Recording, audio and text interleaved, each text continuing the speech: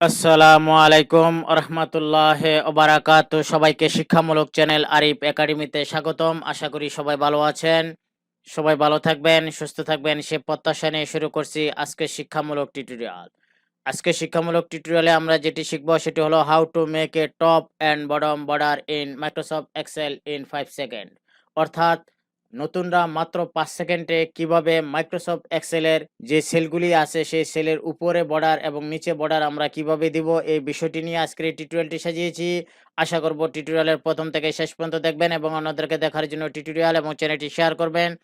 পাশাপাশি অনুরোধ থাকবে যারা এই চ্যানেলটিতে নতুন এবং যারা এখনো এই শিক্ষামূলক চ্যানেলটি সাবস্ক্রাইব করেনি তারা দয়া করে চ্যানেলটি সাবস্ক্রাইব করে বেল বাটনে ক্লিক করে রাখবেন, যাতে নতুন নতুন টিউটোরিয়াল আপলোড হওয়ার সাথে সাথে আপনাদের কাছে নোটিফিকেশন চলে যায়, আপনারা শিক্ষামূলক টিউটোরিয়ালগুলি দেখতে পারেন এবং আপনাদের চমৎকার মতামত এবং জিজ্ঞাসা দিতে পারেন।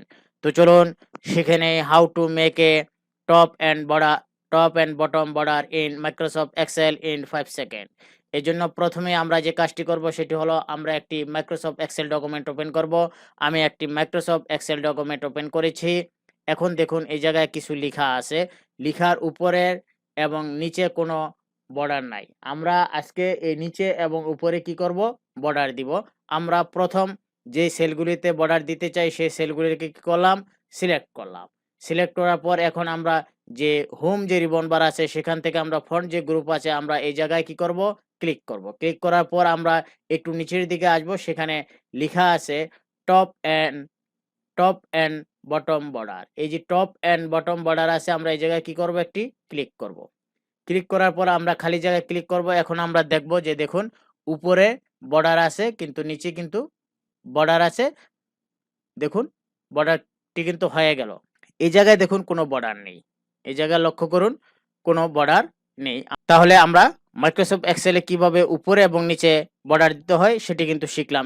এখন আমরা পুরোটা বর্ডার দেব উপরে এবং নিচে। সেজন্য কি করতে হবে, হোম যে রিবন বার আছে হোম রিবন বারে ক্লিক করতে হবে, তারপর এই জায়গায় ক্লিক করতে হবে, তারপর টপ অ্যান্ড বটম বর্ডার আমরা এই জায়গায় কি করব, একটি ছোট্ট করে ক্লিক করব। এখন দেখুন উপরেও বর্ডার আছে, নিচেও কিন্তু বর্ডার আছে। তাহলে আমরা এই টিউটোরিয়ালের মাধ্যমে শিখতে পারলাম কিভাবে মাইক্রোসফট এক্সেলে উপরে এবং নিচে সেলের উপরে এবং নিচে কিভাবে বর্ডার দিতে হয়। এই ছিল আজকের এই শিক্ষামূলক টিউটোরিয়ালটি। আল্লাহ হাফেজ।